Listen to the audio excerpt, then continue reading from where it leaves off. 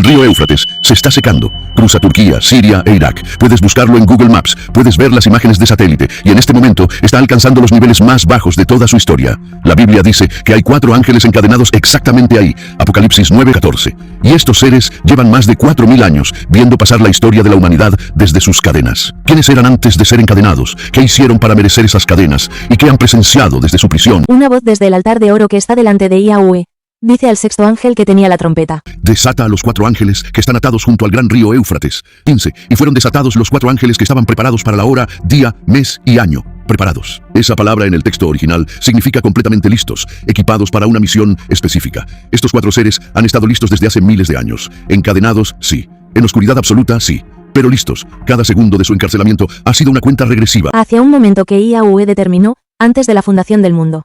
Y ese momento se acerca. Pero antes de hablar de su liberación, necesitas saber algo que casi nadie cuenta. Necesitas saber quiénes eran estos 4 seres antes de ser encadenados, qué posición ocupaban, qué misión tenían y qué han presenciado desde su prisión durante estos milenios de oscuridad. Porque lo que han visto desde sus cadenas es quizás lo más aterrador de toda esta historia. Rebobinemos. No miles de años. Rebobinemos hasta antes del tiempo mismo. Hay un pasaje en los Salmos que la mayoría de los creyentes lee sin detenerse, sin comprender lo que realmente está diciendo. Salmo 82. Comienza con una escena que debería detenerte en seco. Verso 1. Yahweh está en la reunión de los Elohim. En medio de ellos juzga. ¿Qué Elohim? ¿De qué reunión habla? No es politeísmo, no es mitología infiltrada en la Biblia. Es algo mucho más real y mucho más perturbador. Es el concilio divino, una asamblea de seres celestiales que estableció con un propósito específico. Seres a quienes delegó autoridad sobre las naciones de la tierra. Deuteronomio 32:8, en la versión más antigua del texto, la que se encontró entre los manuscritos del Mar Muerto, dice algo extraordinario. Cuando el Altísimo hizo heredar a las naciones, cuando hizo dividir a los hijos de los hombres, estableció los límites de los pueblos según el número de los hijos de Yahweh. ¿Captas lo que esto significa? Cuando dividió a la humanidad en naciones, asignó seres celestiales sobre cada una de ellas.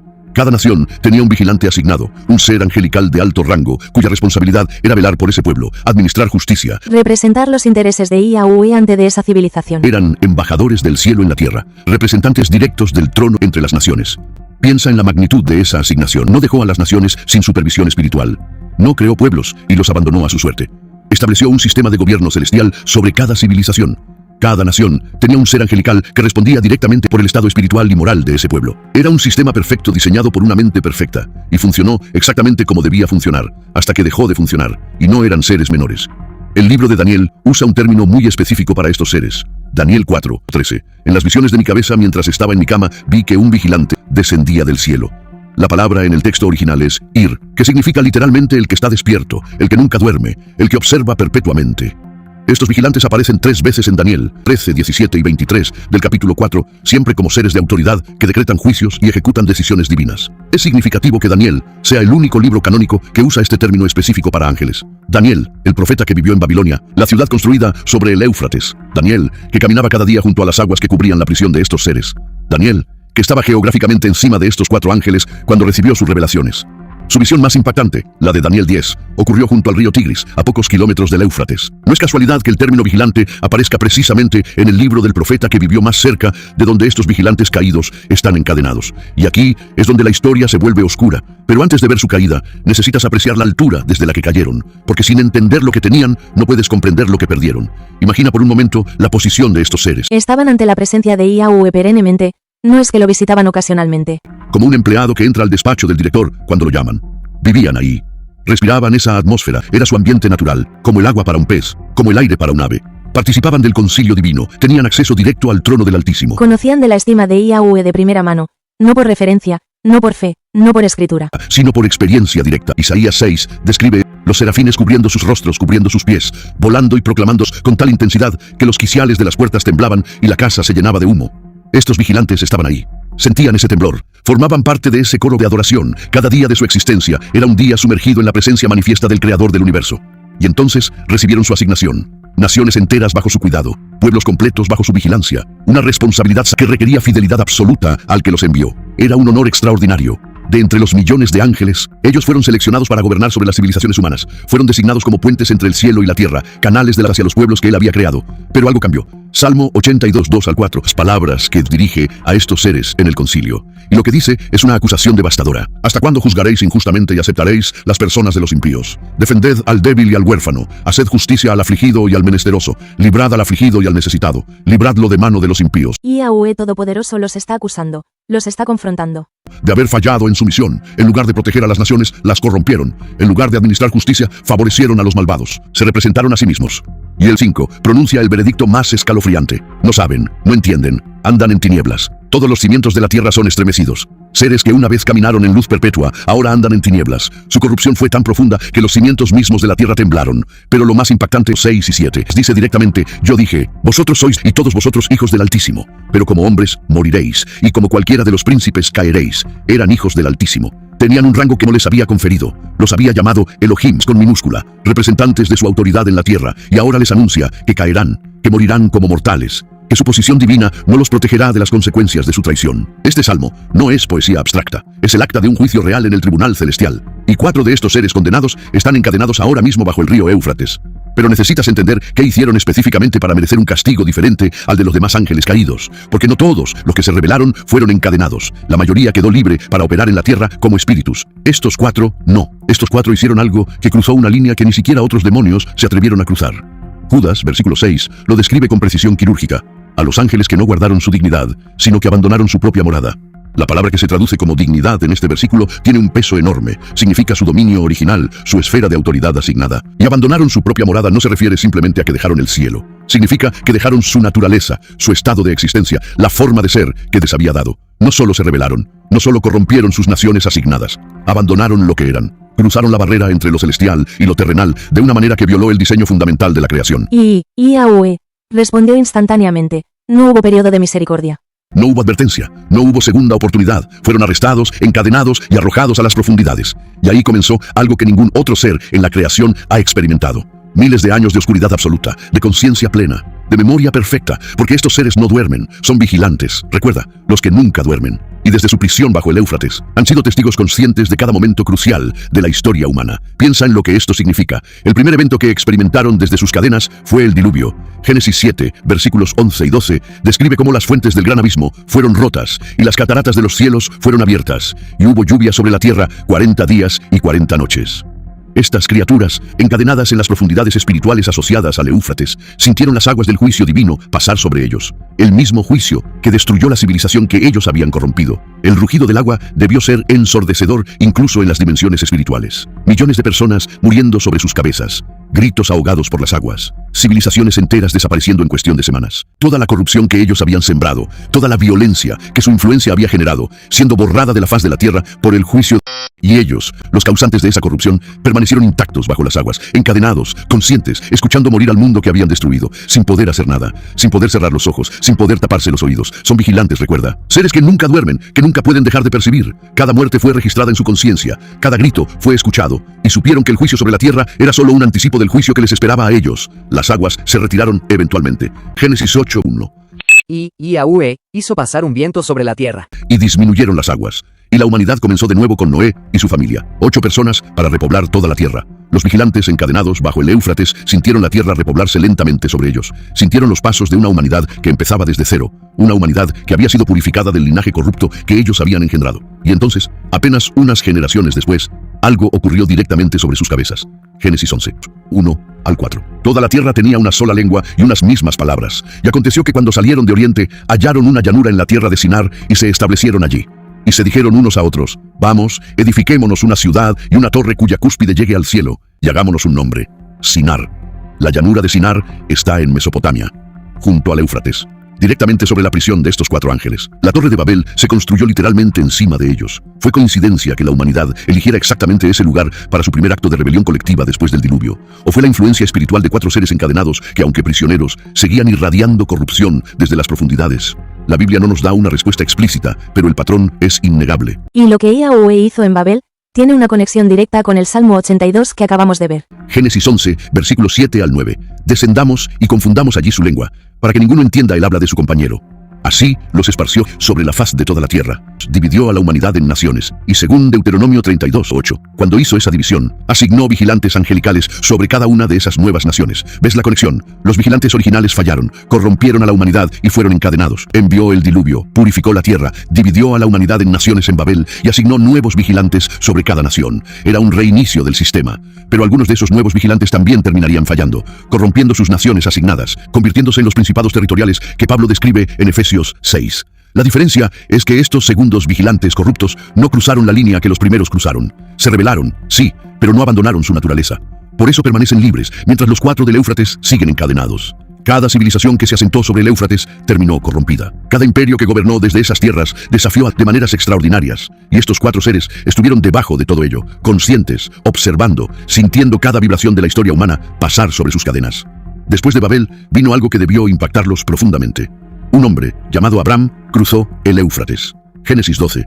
Registra el momento cuando dimó a un hombre de Ur de los Caldeos, una ciudad junto al Éufrates, y le dijo que caminara hacia una tierra que él le mostraría. Abram obedeció, cruzó el río, pasó literalmente por encima de la prisión de estos 4 ángeles con una promesa divina que cambiaría la historia de la humanidad para siempre. Génesis 15:18. En aquel día hizo un pacto con Abram, diciendo: a tu descendencia daré esta tierra, desde el río de Egipto hasta el río grande, el río Éufrates. El Éufrates, el mismo río que servía de prisión para estos seres, ahora era declarado como la frontera del territorio prometido. ¿Puedes imaginar lo que estos vigilantes sintieron cuando escucharon esa promesa resonar en las dimensiones espirituales? Estaba usando su prisión como límite de bendición para la humanidad. El río que los mantenía cautivos ahora era parte del plan de redención que ellos habían intentado destruir. La ironía divina es aplastante, y los siglos siguieron pasando sobre ellos. Bajo sus cadenas sintieron surgir un imperio que les resultaba familiar: Babilonia. El imperio que se levantó exactamente sobre su prisión, gobernado por reyes que reclamaban autoridad divina, que practicaban las mismas artes ocultas que estos vigilantes habían enseñado a la humanidad antes del diluvio.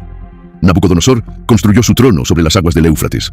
Los jardines colgantes, las murallas colosales, el templo de Marduk, todo edificado encima de 4 seres encadenados que alguna vez habían tenido autoridad sobre esas mismas tierras. Y Nabucodonosor, sin saberlo, estaba repitiendo exactamente lo que estos vigilantes habían hecho: reclamar autoridad divina que no le correspondía. Daniel 4 registra cómo este rey caminó por su palacio y dijo: ¿no es esta la gran Babilonia que yo edifiqué para casa real, con la fuerza de mi poder y para gloria de mi majestad? El mismo orgullo que corrompió a los vigilantes ahora corrompe al rey humano que gobierna sobre su prisión. Pero respondió inmediatamente. 31. Aún estaba la palabra en la boca del rey cuando vino una voz del cielo, y lo que le dijo le cambió la vida. Nabucodonosor perdió la razón durante 7 años. Fue expulsado de entre los hombres, comió hierba como los bueyes, y su cuerpo se mojó con el rocío del cielo. El hombre más poderoso de la tierra, reducido a vivir como un animal.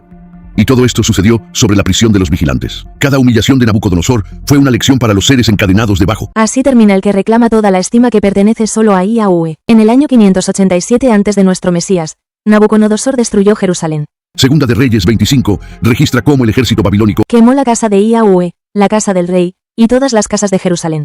derribó los muros, se llevó los utensilios del templo. El pueblo fue encadenado y llevado cautivo directamente a Babilonia. Directamente sobre la prisión de los 4 ángeles, encadenado por el mismo sistema que estos vigilantes habían ayudado a crear. Cautivos humanos caminando sobre cautivos angelicales, los judíos con cadenas visibles, los ángeles con cadenas invisibles. 2 tipos de prisioneros en el mismo lugar, separados por una barrera dimensional que ninguno podía cruzar. El Salmo 137 captura el dolor de los cautivos humanos. Junto a los ríos de Babilonia, allí nos sentábamos y llorábamos, acordándonos de Sión. En los sauces de en medio de ella colgamos nuestras arpas. Y los que nos habían llevado cautivos nos pedían que cantásemos, diciendo: cantadnos alguno de los cánticos de Sión. Junto a los ríos de Babilonia, los judíos cautivos lloraban sobre las mismas aguas que cubrían la prisión de seres angelicales que habían contribuido a la corrupción del mundo. Pero hay una diferencia fundamental. Los cautivos humanos tenían esperanza de liberación. Jeremías 29:10 les había prometido: cuando se cumplan los 70 años, yo os visitaré y despertaré sobre vosotros mi buena palabra para haceros volver a este lugar. Los humanos tenían una fecha de liberación. Los ángeles encadenados, no.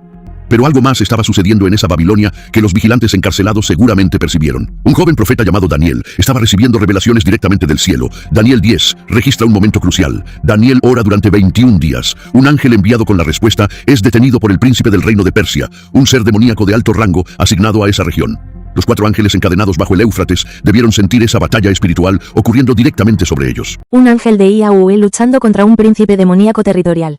Eran sus colegas, seres que alguna vez habían compartido el concilio divino con ellos, ahora luchando entre sí, mientras ellos permanecían inmovilizados, incapaces de participar, incapaces de intervenir, solo observando desde la oscuridad.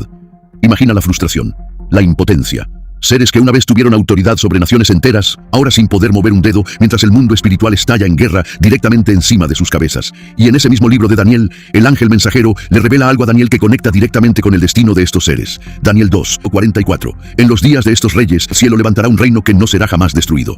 Un reino eterno vendría. Un reino que destruiría todos los imperios humanos y demoníacos. Los vigilantes encadenados escucharon esa profecía resonar en las dimensiones espirituales y supieron que su condena era definitiva. Pasaron los siglos. Babilonia cayó ante los persas, y la noche en que cayó, algo extraordinario ocurrió que los vigilantes encadenados debieron percibir. Daniel 5 registra la fiesta de Belsasar, el corregente que gobernaba Babilonia, mientras su padre Nabónido, el último rey oficial, estaba ausente en Arabia. Esa noche Belsasar bebía vino en los vasos apartados del templo de Jerusalén. Y esa misma noche, una mano escribió su sentencia en la pared.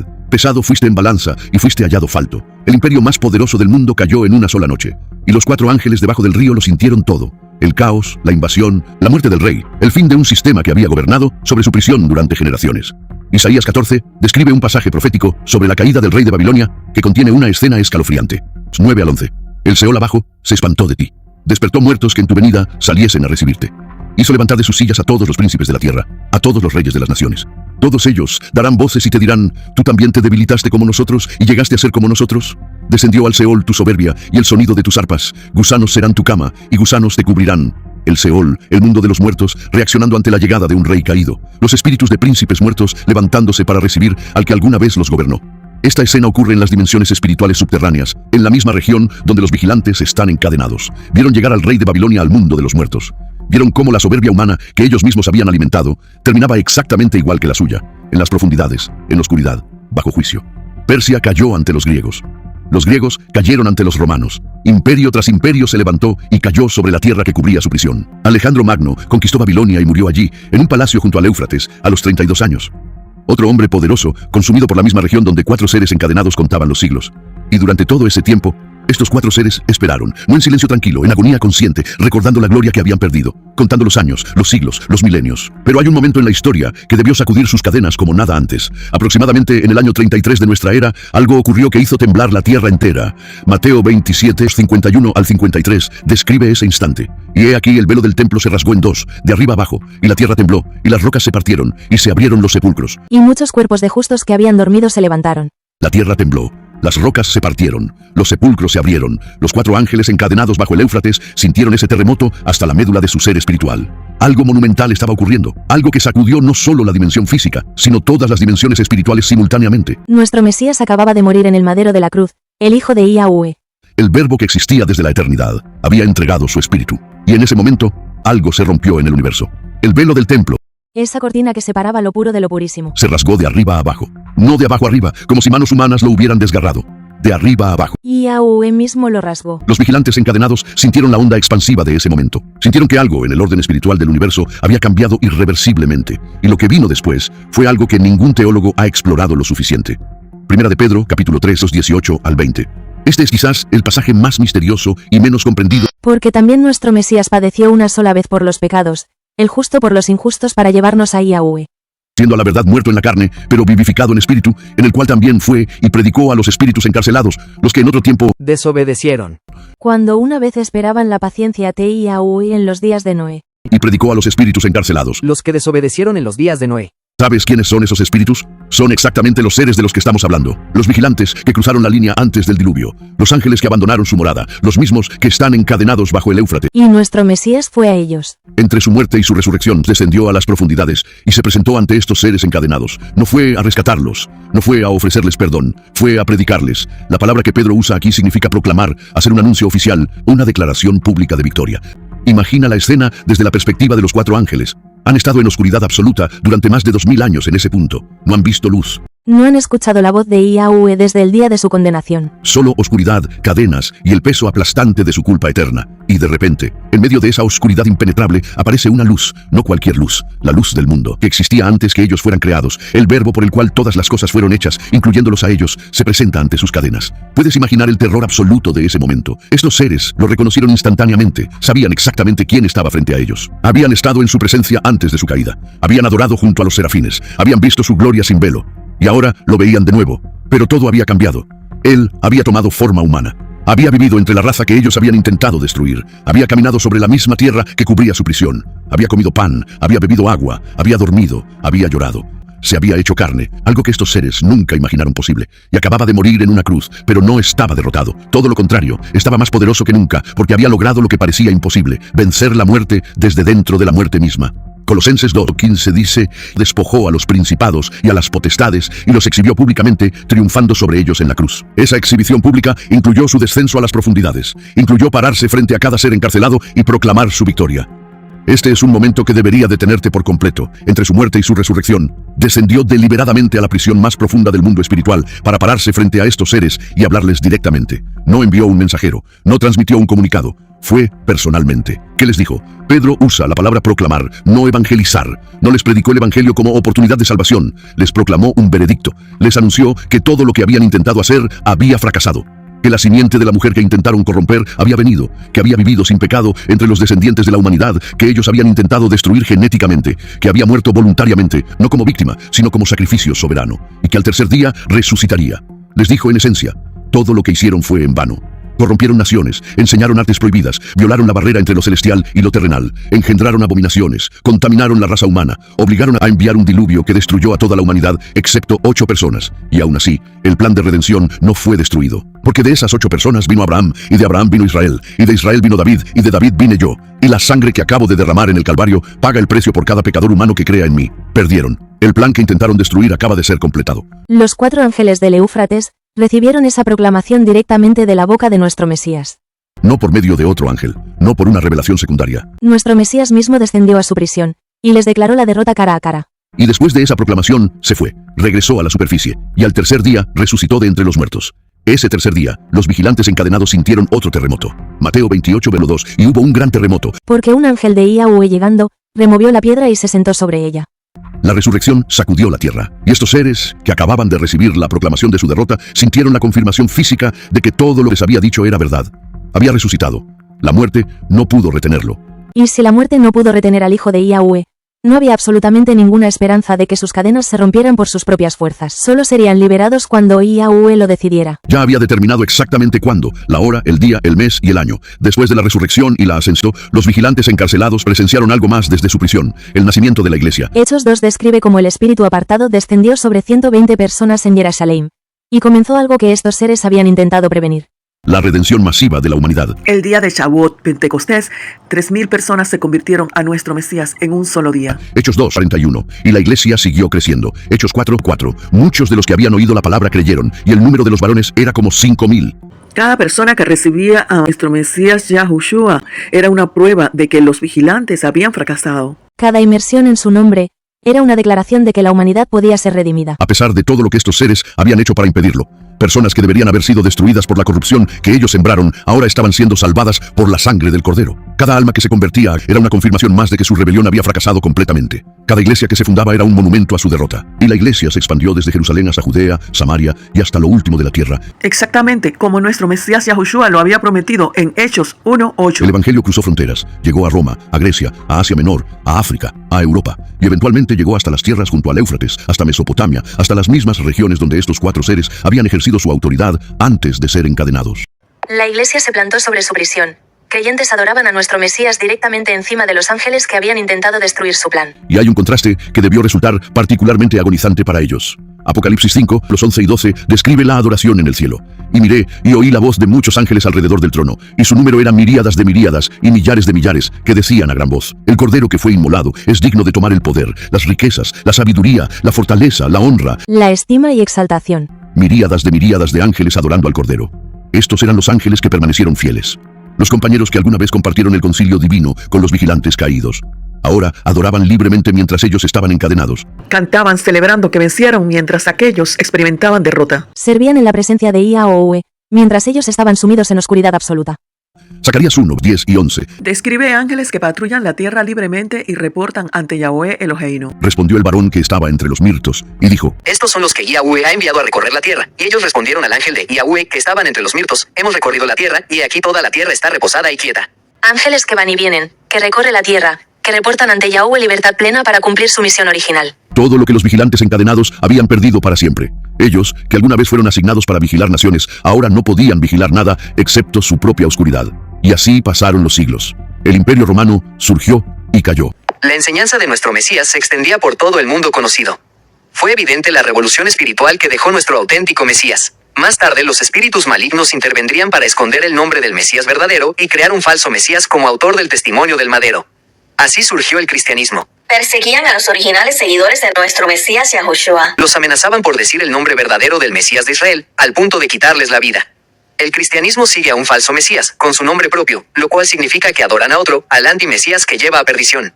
Son nombres paganos de los dioses que por siglos han seguido los pueblos idólatras. Las cruzadas pasaron, el Islam surgió y estableció califatos sobre las mismas tierras del Éufrates. El Imperio Otomano gobernó durante siglos. Las guerras mundiales sacudieron la tierra. Y durante todo este tiempo, 4 seres encadenados contaron cada segundo, cada minuto, cada año, sabiendo que su reloj cósmico seguía corriendo hacia el momento de su liberación. Pero esa liberación no es para misericordia, es para juicio. Y ahora llegamos al presente, a lo que está ocurriendo ahora mismo en el río Éufrates, porque algo está cambiando, algo que la Biblia predijo hace 2000 años y que puedes verificar con tus propios ojos. El río Éufrates se está secando. No es una metáfora, no es interpretación. Es un hecho geográfico documentado que está ocurriendo en este momento. El Éufrates, que tiene una extensión de aproximadamente 2.800 kilómetros, que ha fluido ininterrumpidamente durante toda la historia registrada de la humanidad, está alcanzando niveles históricamente bajos. Turquía construyó el proyecto del sureste de Anatolia, conocido como GAP, un sistema masivo de 22 represas sobre el Éufrates y el Tigris que ha reducido dramáticamente el flujo de agua hacia Siria e Irak. La represa de Ataturk, la pieza central de este proyecto, es una de las más grandes del mundo. Tiene capacidad para almacenar 48.000 millones de metros cúbicos de agua. Cuando Turquía comenzó a llenar esta represa a principios de los años 90, el flujo del Éufrates hacia Siria se redujo drásticamente de un día para otro. Fue el comienzo de una crisis hídrica que no ha hecho más que empeorar desde entonces. La represa de Ilusu, completada más recientemente, añadió otra barrera más al flujo natural del río. Siria, por su parte, también tiene represas sobre el Éufrates, incluyendo la represa de Tabqa. Cada nación río arriba retiene más agua y cada nación río abajo recibe menos. Y esto es solo la parte humana de la ecuación. Represas, políticas hídricas, cambio climático. Pero lo que está pasando debajo de esas aguas es algo que ninguna imagen de satélite puede capturar. Irak, que históricamente dependía del Éufrates para su agricultura y su supervivencia, ha reportado que en ciertas secciones el río se ha reducido a un hilo de agua. Comunidades enteras que vivieron junto al Éufrates durante generaciones están siendo forzadas a abandonar sus hogares porque el río simplemente ya no tiene suficiente agua para sostenerlas. Los pantanos del sur de Irak, que durante milenios fueron hogar de los árabes de las marismas, están desapareciendo. Ecosistemas enteros colapsando porque el Éufrates ya no los alimenta. Imágenes satelitales tomadas en los últimos años muestran la transformación dramática. Donde antes había un río caudaloso, ahora hay lechos secos y agrietados. Donde antes había vegetación verde alimentada por las aguas del Éufrates, ahora hay desierto avanzando. El cambio climático agrava la situación. Las temperaturas en Irak y Siria han aumentado significativamente, incrementando la evaporación y reduciendo la precipitación en las cuencas altas del río. Arqueólogos han reportado que el descenso del nivel del agua ha revelado ruinas antiguas que habían estado sumergidas durante milenios. Estructuras que nadie sabía que existían están emergiendo del lecho del río como si la tierra misma estuviera revelando sus secretos. Asentamientos de 3.000 y 4.000 años de antigüedad apareciendo de pronto ante los ojos del mundo. Como si la tierra misma estuviera siendo obligada a mostrar lo que ha escondido durante milenios.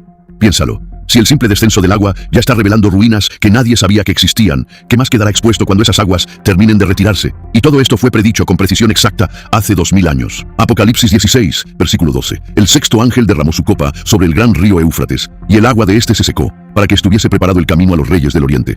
La sexta copa. Recuerda que los 4 ángeles son liberados con la sexta trompeta, y el Éufrates se seca con la sexta copa. Sexta trompeta, sexta copa, mismo río, misma región, mismo plan. Lo que estamos viendo ahora con el Éufrates secándose no es necesariamente el cumplimiento final de esta profecía, pero es innegable que las condiciones se están preparando. Por primera vez en la historia, el escenario que Apocalipsis describe es físicamente posible. El río puede secarse, ya lo está haciendo. Y si esos 4 seres están realmente encarcelados en una dimensión espiritual asociada a ese río, ¿qué significará cuando el río desaparezca completamente? ¿Será la remoción final de la barrera que los contiene? Jeremías 50, versículo 38, profetizó contra la Babilonia histórica con palabras que resuenan con doble cumplimiento. Sequedad sobre sus aguas, y se secarán, porque es tierra de ídolos, y se enloquecen con sus ídolos. Y Jeremías 51, 36. Por tanto, así ha dicho Yahweh. He aquí que yo juzgo tu causa y haré tu venganza, y secaré su mar, y haré que su corriente quede seca. Secando las aguas como juicio. Es un patrón bíblico que se repite.